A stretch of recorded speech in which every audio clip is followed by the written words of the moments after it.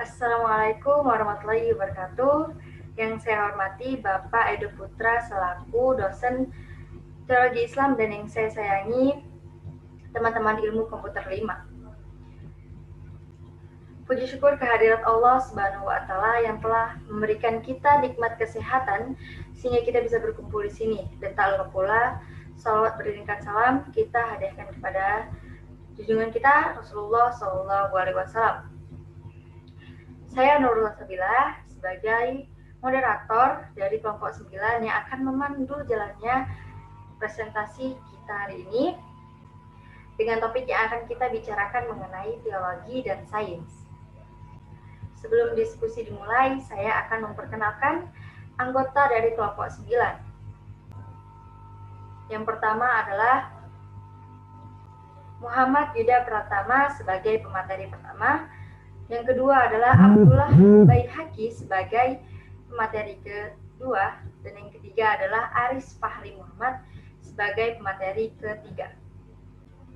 Susunan kegiatan diskusi yang akan kita lakukan diantaranya adalah 1. Pembukaan, 2. Penyajian materi dari kelompok penyaji, 3. Sesi tanya jawab, 4. Penutup.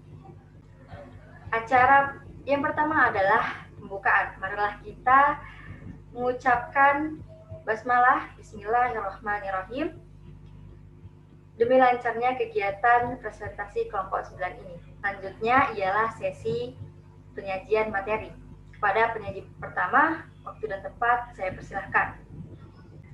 Ya, assalamualaikum warahmatullahi wabarakatuh. Saya Muhammad Ridwan pertama. Saya adalah pemateri pertama. Saya akan menjelaskan tentang pengertian teologi Islam. Teologi Islam ada banyak sekali pengertiannya mengenai teologi Islam. Menurut beberapa pemikir, diantaranya dari Virgilius Firm, yaitu seorang ahli ilmu agama, mengatakan teologi ialah pemikiran sistematis yang berhubungan dengan alam semesta. Terdiri atas dua kata, yaitu theos yang artinya Tuhan dan logos yang berarti ilmu. Jadi teologi bisa disebutkan juga dengan ilmu ketuhanan. Ya, selanjutnya sains. Islam memiliki kepedulian dan perhatian penuh kepada umatnya agar terus berproses untuk menggali potensi-potensi alam dan lingkungan menjadi sentrum peradaban yang gemilang. Dalam konteks ini, tidak ada pertentangan antara sains dengan Islam, di mana keduanya berjalan seimbang dan selaras untuk menciptakan khazanah keilmuan dan peradaban manusia yang lebih baik dari sebelumnya.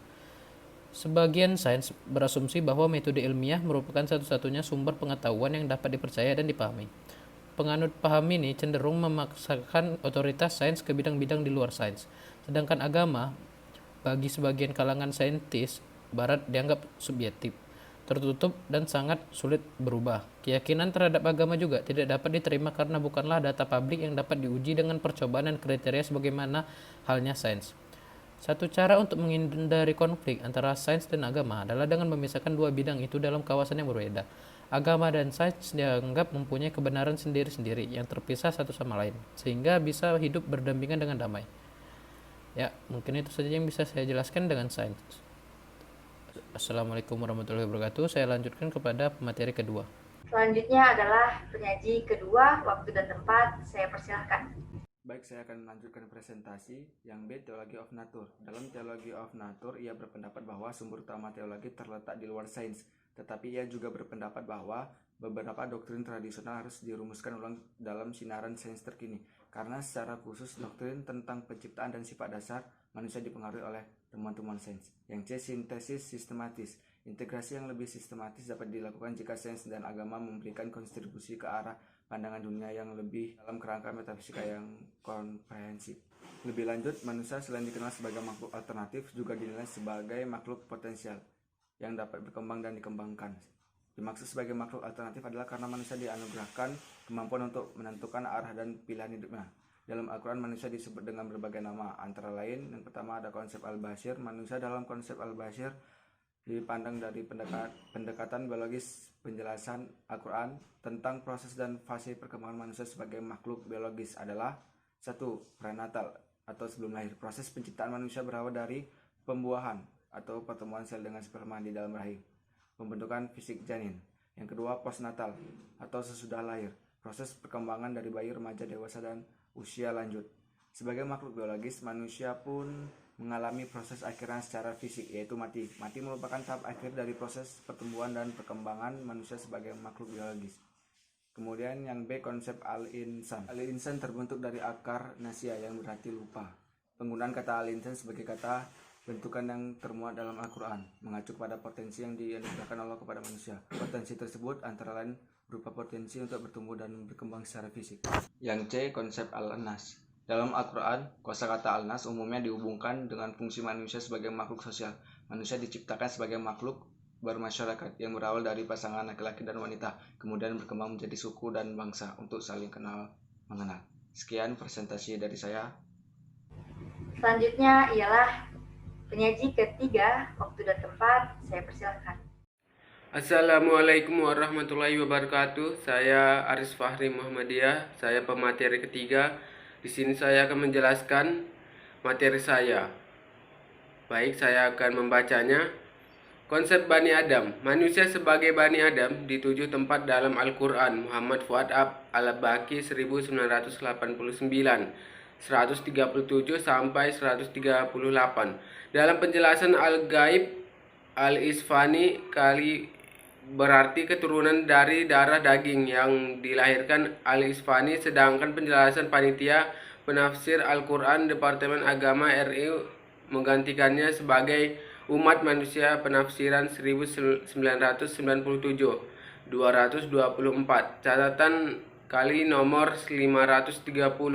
Dalam konteks ayat-ayat yang mengandung konsep Bani Adam, manusia diingatkan agar tidak tergoda oleh setan. Quran surah 7 sampai 26. Pencegahan dan makan minum yang berlebihan dan tata cara bertakaran yang pantas saat melakukan ibadah, bertakwa dan mengadakan perbaikan. Quran surah 7 sampai 35. Sekian, terima kasih. Selanjutnya ialah sesi tanya jawab. Untuk sesi tanya jawab, saya persilakan kepada para penyaji untuk membacakan serta menjawab pertanyaan dari audiens. Kepada para penyaji, waktu dan tempat, saya persilahkan. Berikut pertanyaan dari Miftahul Khairiyah. Apakah sains merupakan ancaman untuk iman? Jawabannya, terkadang sains dan teologi bisa dalam bentuk konflik atau rukun dengan berbagai cara. Keyakinan sains atau ilmiah akan bertentang secara logis dengan keyakinan teologis. Sebagai contoh, beberapa model alam semesta yang menyiratkan sebuah alam semesta yang tak berawal, dan itu bertentangan dengan ajaran Al-Quran bahwa adanya permulaan. Di sini saya akan menjawab pertanyaan dari teman kita Desliana Sari dari kelompok 2, yang dia bertanya maksud dari bersifat ekstors itu yang bagaimana.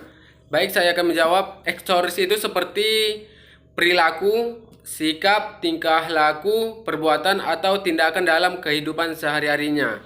Oke, yang kedua dari teman kita dari kelompok 10 yang bernama Intanur Rafika. Pertanyaannya adalah bagaimana cara untuk menghindari konflik antara sains dan agama? Jawabannya adalah manusia harus menggunakan akalnya, karena Allah itu menciptakan akal pada manusia dan tidak hanya berpegang teguh pada Al-Quran. Yang jawaban kedua, biasanya yang terjadi adalah di mana penemuan-penemuan ilmiah baru mengkritik radikal pada agama. Itu saja yang bisa saya sampaikan. Terima kasih kepada kawan-kawan semua. Demikianlah tadi diskusi dari kelompok 9. Saya sebagai moderator meminta maaf atas segala kehilapan, baik itu yang disengaja maupun tidak disengaja. Saya sudahi. Wabillahi taufiq wal hidayah. Wassalamualaikum warahmatullahi wabarakatuh.